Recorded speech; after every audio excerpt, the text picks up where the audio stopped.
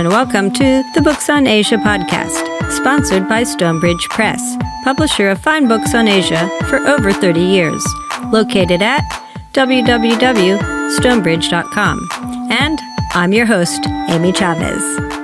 I'm Lisa Wilcutt, guest host for today's show.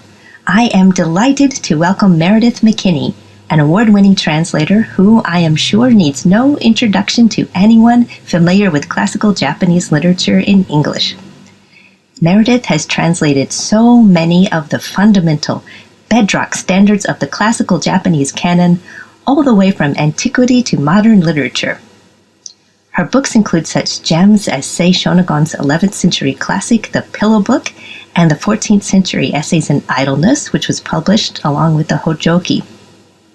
She's done Natsume Soseki's Kusumakura and Kokoro, and the list goes on and on. We have several of her books up on the website, so please have a look. Meredith, thank you for joining us today. You know, your translations were mainstays on my bookshelves in grad school. I borrowed them non-stop from the library. And now I have new copies on my shelves and in my Kindle, and I use some of them in my own teaching. And you and I have worked together on another project, and we have exchanged so many emails, but this is the first time we've spoken in person. So welcome. It's wonderful to talk to you, Lisa. Thank you. So I've heard that your first encounter with Japanese literature, or maybe I should say the first thing that piqued your interest in Japanese, was a book of haiku. And then you went on eventually to translate quite a lot of Japanese poetry, haiku and tanka. So would you tell us something about that initial encounter? Was that kind of love at first sight? Well, it's so long ago that it's really hard to kind of reconstruct the moment. But yeah, I guess I was in my mid-teenage years when, you know, many, many young girls believe they might be poets or are very inspired by poetry. And I was given by my mother, I think, a book of haiku translated by somebody called R.H. Blythe, who was perhaps the earliest or among the earliest people to translate haiku into English. And when I look at this book now, I mean, it really is just so dated.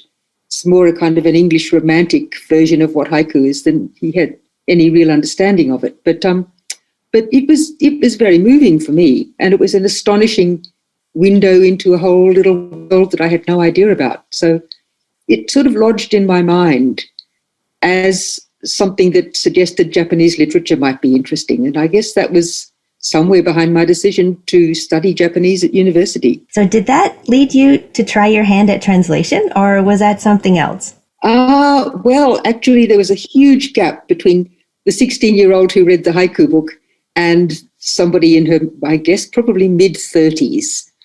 I was when I first began to try translating, or maybe earlier. So I really didn't have that experience conscious in my mind when I began to translate, although it's become more and more relevant the longer I've gone on, actually. But the impulse to start actually translating was simply to learn to read better, because I was trying to teach myself, I guess, to really read Japanese literature properly.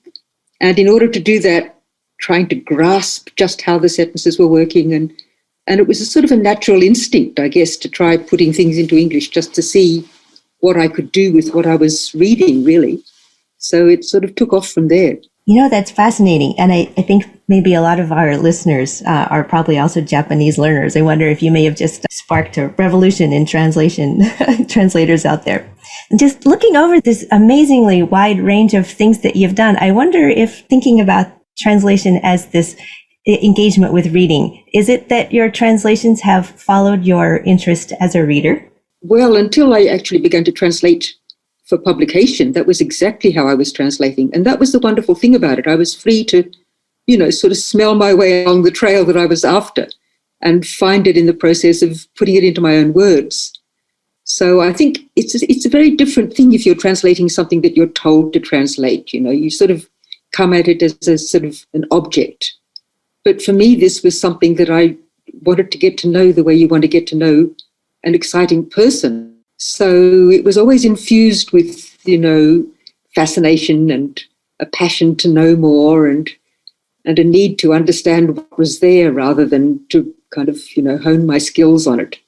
I think it's very different if you study translation as an art now. I'm not sure how things would be, but in those days there just was no course in how to translate. So I really taught myself through the process of following my own reading. That is just so lovely. That is an amazing way to spend one's life and work life. Everything you do is just being, guided by what you're interested in. And as you said, smelling your way. I love that expression. It really ties into a couple of things I wanted to ask. One is that you've translated not only this broad range of works from haiku to essays to stories to novels, you've also translated works from pretty much every period of Japanese history and literature. So first of all, that is just an amazing feat to master this ever-changing Japanese language and the orthography as it's changed throughout all of the centuries. So speaking of using translation as a way of learning, how did you learn classical Japanese in the many forms that I'm sure you've had to learn to read? Well, there again, it was a matter of feeling my way, I guess. I actually began by being fascinated by modern contemporary Japanese literature. Poetry's my great love. So I began by trying to translate poetry, which is like throwing somebody into the depths of the ocean rather than a small swimming pool. So I kind of scrambled out of that pretty quick. But I began to be more and more curious about where things had come from, I guess. So I just began to want to go back. And while I was living in Japan, over 20 years ago now, I had this chance to go to a dokushokai, which is this nice thing that people do in Japan. I guess they still do it, which is just a group of interested people sitting around and reading something together and discussing it, week by week. And we read Okuno Hosomichi, the great Basho travel writing, The Narrow Road to the Deep North, as it's usually translated. And I didn't know any classical Japanese, but I really did want to read that. And so in the process of doing that with these very kind friends, I began to just pick up a little bit of what was going on in classical Japanese and got more and more interested and got myself a high school textbook that explained the rules, and went through that. And, the more I learned, the more fascinating it was. It was a whole new language, a new version of Japanese. So I just sort of sank back into it, really, out of modern literature as a natural part of following my nose is what it came down to. That's such a lovely image of learning it with friends. I totally get what you mean. I've sort of poked my nose, we can continue with this nose metaphor, into tanka, and I joined a tanka group that meets once a week, or we did before, 2 years ago, before COVID. This image of being among friends, learning as you go. That's beautiful. Yeah, it's a wonderful thing that people do that in Japan so well. It's just such a natural group thing to do. And it's such a nice informal way to really learn and kind of be with other people learning and feel your way together. And it's great. I mean, the tanka kai sounds a wonderful thing because that would really immerse you in the process of making tanka, I presume. Yes, absolutely. And so you mentioned that what you were working on in the reading group was Basho's work, his Okuno Hosomichi.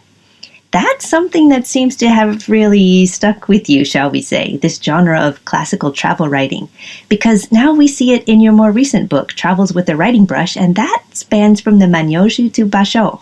Well, that was the kind of culmination of something that began, I guess, 25, 30 years ago with this little dokushokai where we were reading the great Basho work.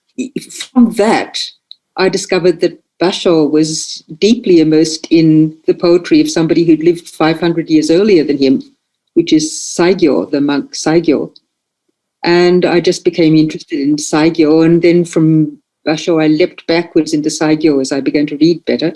And then I just began to feel all these connections across immense waves of time, I guess, in Japan. Through from Saigyō up to Basho, which is a 500-year leap, which is pretty impressive. And then back from Saigyō to the earliest poetry, there's such strong connections all the way through, back to the Manyoshu. So, over the years, I guess I've just been feeling my way back down through all that and finding connections. And the travel writing book, Travels with a Writing Brush, was sort of the final expression of everything I'd been feeling, I suppose, as I was working my way through the classics. So speaking of this trail of this thread and working your way through things, can I just take that and go back even further just a little bit? I think it might have been the second work that you published, The Tale of Saigyō. So that was really something you did quite early on. And then did Saigyō just sort of sit and simmer for a while? Because he surfaced, and the things that have been published in the more recent years, he's certainly there. We just mentioned Travels with the Writing Brush. He's in Three Japanese Buddhist Monks. It's Saigyō and Kamono Chomei and Yoshida Kenko. And then now your latest, Gazing at the Moon. So can you tell us a little bit about your first encounter with Saigyō? Yeah, well, actually, the first encounter sprang directly out of doing this reading with the group of the Basho book, because, as I say, Saigyō is everywhere through, what Basho was writing. He just esteemed him as his great master. And so that piqued an interest, but I wasn't quite sure where to go with it, except that I was just browsing, as you do, through a bookshop among little books of classical Japanese, and I just came across this thing called Saigyō Monogatari, which I'd never heard of. And it was only, 900 yen, 900 yen. So I thought, sure, I'll buy that. Don't know what this is, but it's got Saigyō in it. And it was that process of, I can't really read this very well, so I'll just put it into English as I go along and see if that can straighten it out for me. And in the process of doing that, I learned more about Saigyō, and, I began to produce what I guess amounted to a rough translation. And it was a very beautiful little book. So the more I read through it and worked back over the translation, the more I thought, this actually would turn into something quite nice to publish. And at that point, I'd never published anything. I had no sense that I might be a translator in the technical sense of the word. It was just something I did. But I sent it along to, I think, the University of Michigan just to see, as a kind of a naive, hey, I've got this, what do you think, kind of gesture. And they said, yes, they'd publish it. So that was how that turned out to work. And from there, of course, having done all that work on Saigyō with his story, the Monogatari, I just became so interested that when I came back to Australia a few years later, I began to do a doctorate study at the Australian National University, specifically on Saigyō Monogatari, on the tale of Saigyō. So I really jumped in deep at that point with Saigyō. He became the companion of my life, I guess, after that. That's marvelous. And I love that you've connected this initial image of jumping in deep with haiku, jumping in deep and immediately climbing out. And now you're willing to get back and deep. And let me jump to your latest publication for a moment, Gazing at the Moon. So these are collections of some of Saigyō's poems. And the image at the very beginning of the book there, it's this ink sketch of Saigyō putting on his sandals.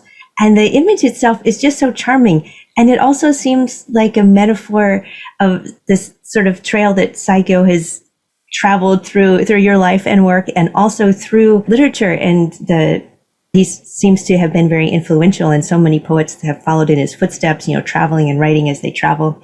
Could you tell us about that image, first of all, and then I have plenty of other things to ask about Gazing at the Moon? Well, the image is actually something that I just came across on the internet because, of course, Saigyō lived roughly 1,000 years ago, so there would be no actual portrait of him.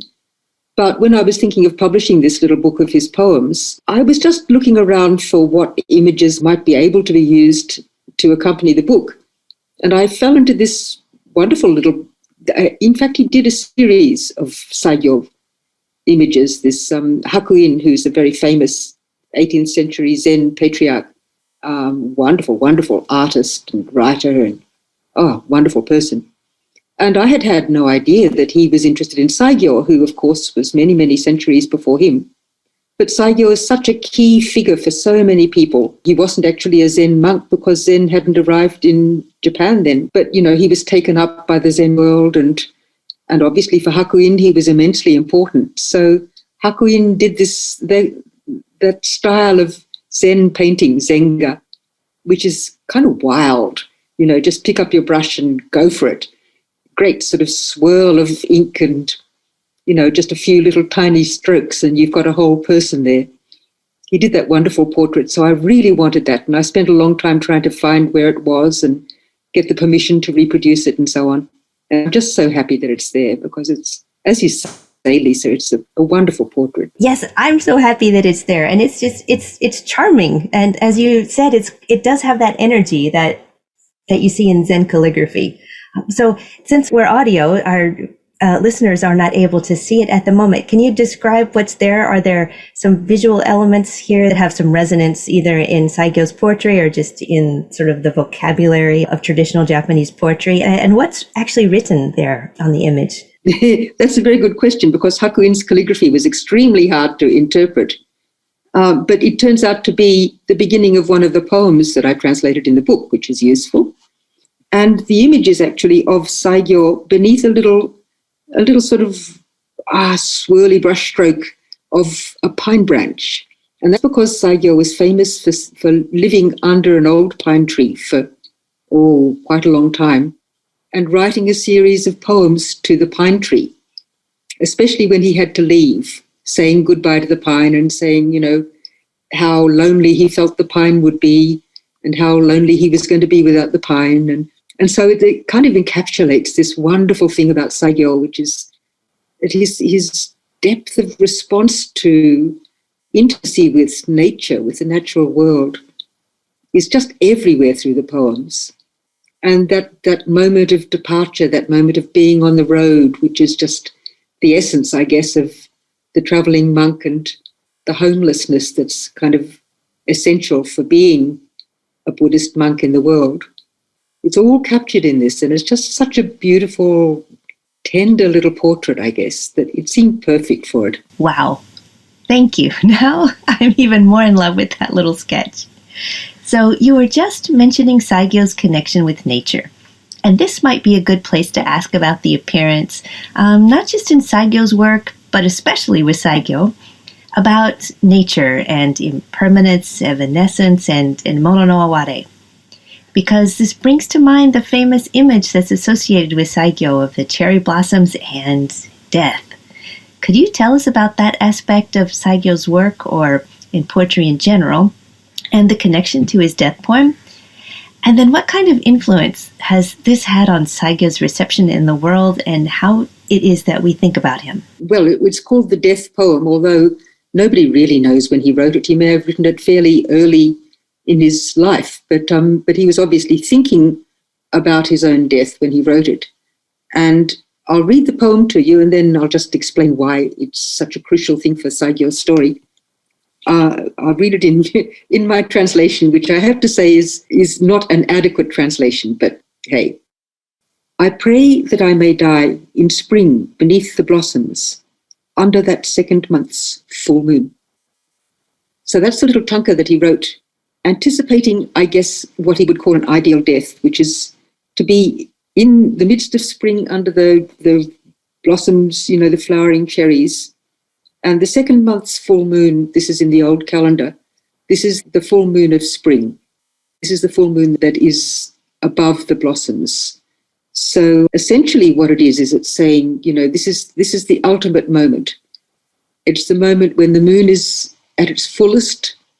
So, that sort of transcendency of the beautiful clarity of the moon, and the moment when the blossoms are about to fall, because, of course, the cherry blossom is the ultimate symbol in a way of transiency and, impermanence, great Buddhist teaching. And so he sort of identifies completely with the natural world and its and sort of places what he hopes is the moment of his own transience and transcendence in a way deep into that landscape. What he asked for, in fact, legend says that he got, because he did indeed die.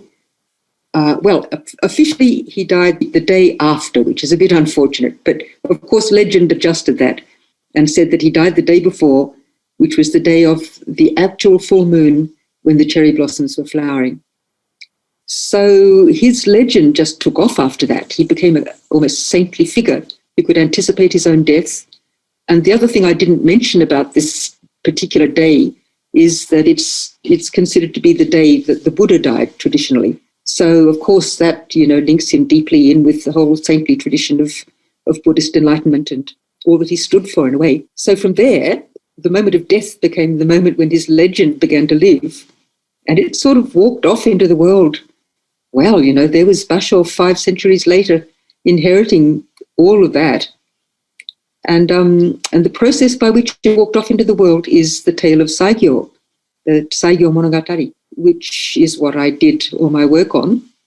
And it's a fascinating thing because there are so many versions of it. It was obviously a very potent tale in the Middle Ages, and people wrote it and rewrote it and added to it and restructured it in terms that became more and more Buddhist. It really kind of permeated, I guess, medieval literature and on down through Basho even today, I think. People know this poem as his most famous poem, as it sort of summarized the legendary status that Saigyō has had in Japanese literature. So in every way, the whole Buddhist sort of feel behind it and the general sort of transcendent moment of it, it kind of encapsulates the whole Saigyō story, really. Wow, thank you. There are so many threads we could pick up within that. So I guess one maybe just on the surface, this idea of dying under the cherry blossoms as being or if not literally under them, then just figuratively at the time of the blossoms, that seems to have permeated culture. I see it in so many movies and dramas. When someone passes away, the funeral scenes of the family walking under the cherry trees I think it's not a coincidence. I assume it's connected here to this poem, to Saigyō, and to this saintliness that has come out. I didn't ever put all that together, but that's actually a very interesting observation. The cherry blossoms are really the symbol of transience, of the passage of time and the fact that, things change and pass and die. So that actually all began much earlier than Saigyō, but Saigyō certainly, spoke that much more strongly than anybody had ever done before. So he sort of epitomizes, I guess, that whole sense of what cherry blossoms stand for in Japan, the hakanai kind of, the moving, I guess that's mono no aware, really, the moving nature of that moment, the beauty and the ungraspable part of reality, really. So speaking of these images from nature, and just a short while ago, you mentioned Basho following in the footsteps of Saigyō. So he did that through his poetry, but what about literally? Can we talk about the traveling poet for a moment and Saigyō's journeys? Now, did Basho actually go and retrace some of the same routes and visit the same sites? And is there connection and continuity in the places and in the way they talk about them, for example? Yes, there absolutely is continuity. The narrow road to the deep north, the trip that Basho did, that he wrote his travel journal about, is in part visiting the old sites that Saigyō first trod 500 years earlier, at a time when really going into that country was such a remote and adventurous thing to do. I mean, in Basho's day, it was pretty adventurous and pretty remote, but back so much earlier, it was really, it was going to the ends of the known earth, I guess. So this was Saigyō. He went twice, I think, up into the Tohoku area. And he wrote poetry about the places that he went to, as indeed that was what poets really did. I mean, place was just so central in the old tanka tradition. And so those places became, it's called in Japanese utamakura, which is places where sort of a poetic spirit has begun to inhabit the place, a bit like almost like a religious site, I guess, because people have written about it and visited it in the past, and now new poets come, and then down the centuries, so many people went to those places and all knew of Saigyō's poems, so it sort of got sort of buried into the landscape deep, like a spirit, I suppose. So, Basho went many of these places, and some of the poems in Okunohosamichi are specifically referring back to Saigyō's presence there. And that's part of what makes that work so deep, is these the resonances that go so deep down. The more you know, the more you feel those resonances. It's really, I think Western readers miss just so much of classical Japanese literature because, a single word can resonate with such depth in relation to that tradition.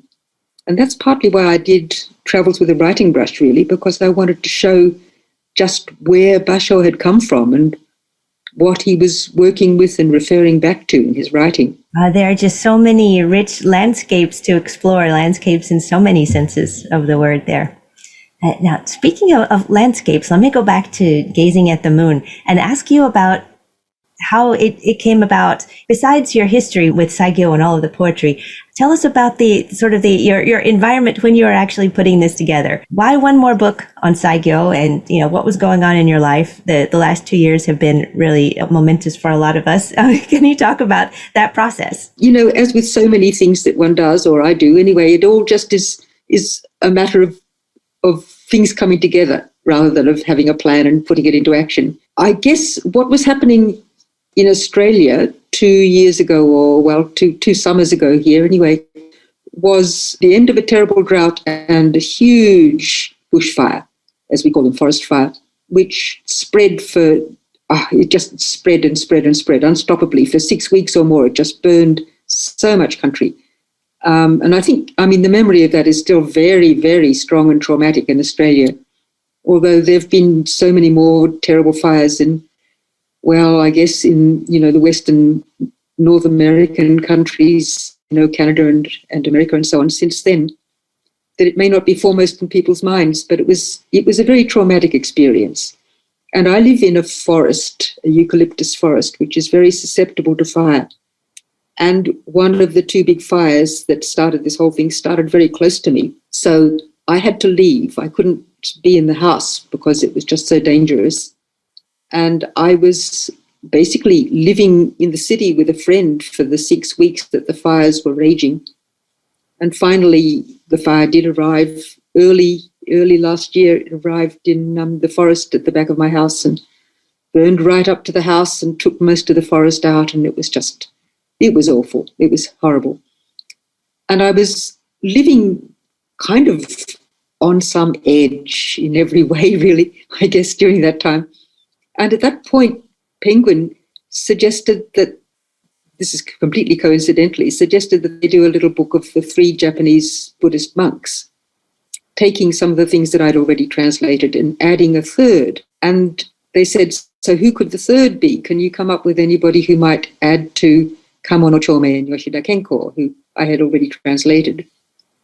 And I said, well, the other great Japanese Buddhist monk in literature is Saigyō.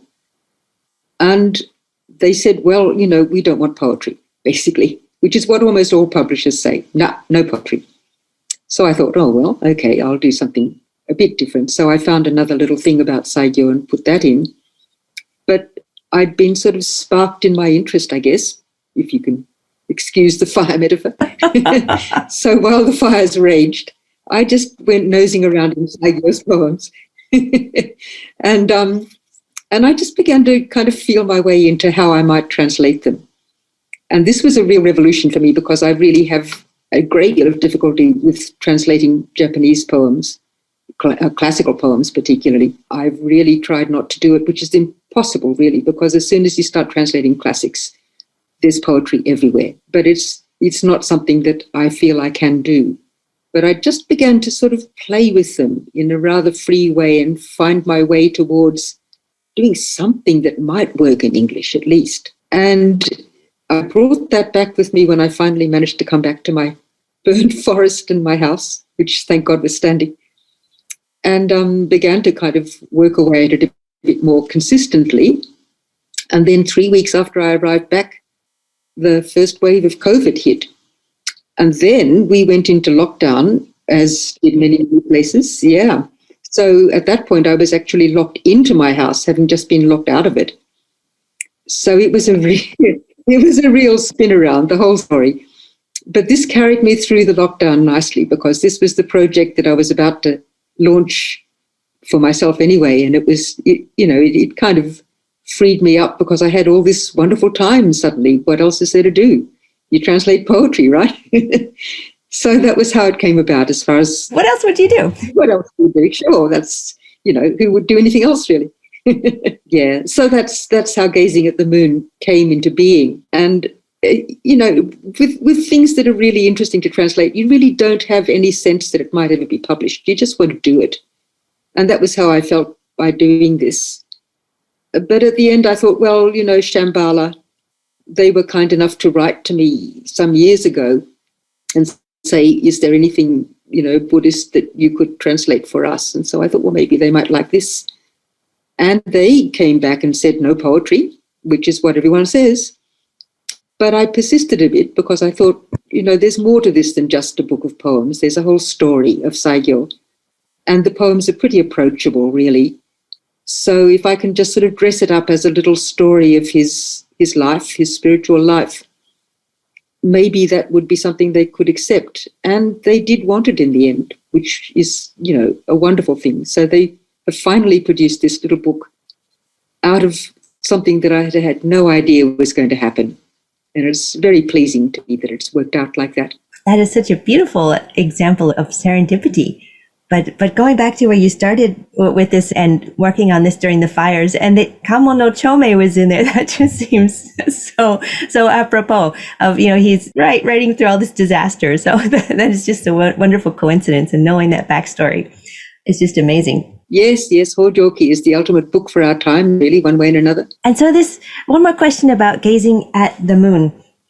Did the poems come from one place, one work of Saigyō's? Did you collect them from an assortment of places? How did you go about selecting them? And I think the categories that the book is divided into, was that your devising? How did you come up with this plan? Yeah, the categories were my devising. I was pretty familiar with Saigyō's poetry because, I'd done my dissertation on it. So it was a matter of just sort of going back through some of the ones I remembered and I'd already translated long ago for the Tale of Saigyō book. And then feeling my way through reading. There is one central collection of Saigyō's poetry called Sankashu, which is now I think William Lafleur, was it, who translated that as, maybe it was Burton. Anyway, it translated as Poems for a Mountain Home. And that contains his selection of his poetry that he made at the end of his life. And there's no chronology to it. Nobody really knows. A few of them suggest when they were written, but most of it is simply put in there thematically. And so I decided to follow the idea of thematic collections, which is a very classical version of how to do an anthology of poetry, and kind of reconstruct the story of his life through the poems by pretty arbitrarily, really, finding poems that seem to slide into place through a series of themes, beginning with his aspiration to leave the world as a young man and become a Buddhist monk, and then through his experience of reclusion, which was the central thing that I wanted to look at from my own point of view, because I was in lockdown. So, reclusion was the theme of the moment. And it was interesting because, his version of reclusion is a very positive version. And isolation and reclusion in the modern Western world are anything but positive. So this was a very good way of coming at the experience I was going through from a different point of view and kind of feeling my way into what might be positive in there. So for me, that was a very important part of the book, is the reclusion section.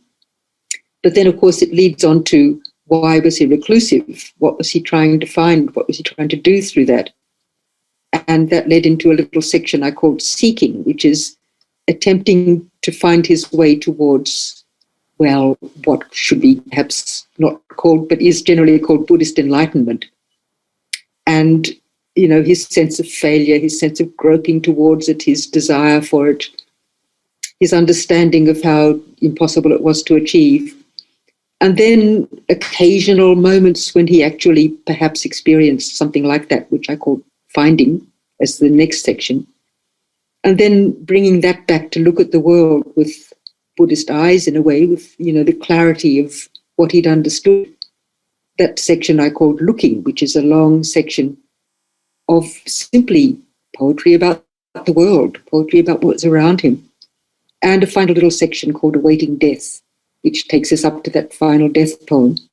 So it sort of fell into place in the process of structuring the poems around his life, I suppose, his spiritual life anyway. That is a wonderful way of looking at his life and poetry. It just seems very moving. And knowing this process makes the experience of going through the book that much richer, and seeing how that unfolds. So at the end of each show, we always ask our guests, what their favorite books on Asia are. So what books have influenced you, or what is near and dear to your heart? Well, it's a very difficult question because there are just so many out there. And, each generation has its own favorite books, I guess. And the books that I guess, I've read many that are wonderful books, and many of them are quite recent, but I would probably want to go back to books that were very powerful for me when I was living in Japan in the 70s and 80s, which is kind of going back into the past, but then that's what I tend to do.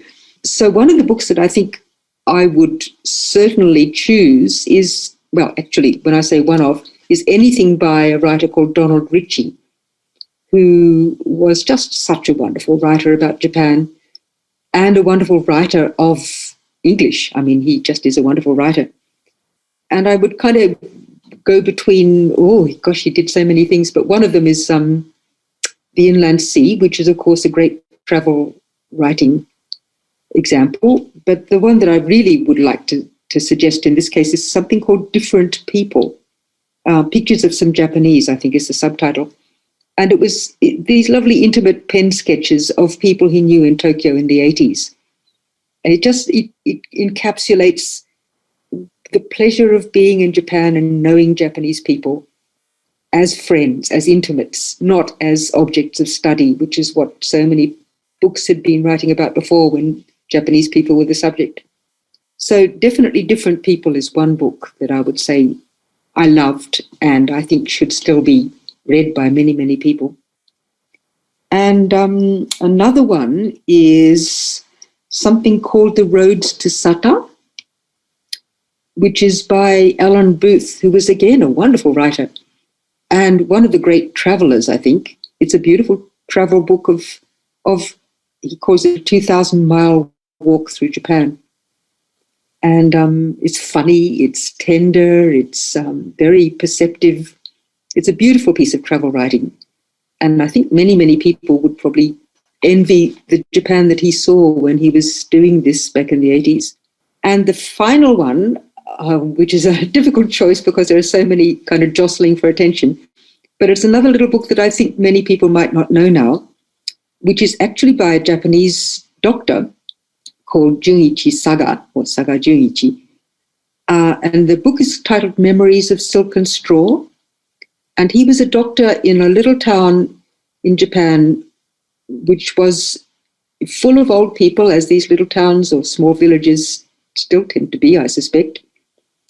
And he was so moved by the stories of all the old people who were coming to his clinic that he began to do a kind of an oral history and interview them about their memories of childhood back at the turn of last century. And the result is just this wonderful book of very moving little portraits of what life had been, which for me connects it right back down through, centuries of Japan, that moment that bridges between the old Japan and the new. And it's just a beautifully translated as well book of real people and their real experiences. And it's a book that I think everybody should be able to read again. And I don't think it's available much anymore, but Memories of Silk and Straw that's my last choice. Well, I guess it's no surprise that you mentioned 2 books on travel, and all of these, as you were just explaining, they've got these threads that tie things together through place and through time, and that definitely seems to have been our theme today. So Meredith, thank you so much for coming on the show today and talking with me, and thank you, listeners, for joining us as well. As always, be sure and check the show notes for links to things we've talked about today, as well as the books we've discussed. The web address is booksonasia.net. You've been listening to the Books on Asia podcast, produced and edited by Michael Palmer. Logo by Alex Kerr. Sponsored by Stonebridge Press, publisher of fine books on Asia for over 30 years. They can be found at www.stonebridge.com. For more interviews, book reviews, and other features, visit the Books on Asia website at booksonasia.net.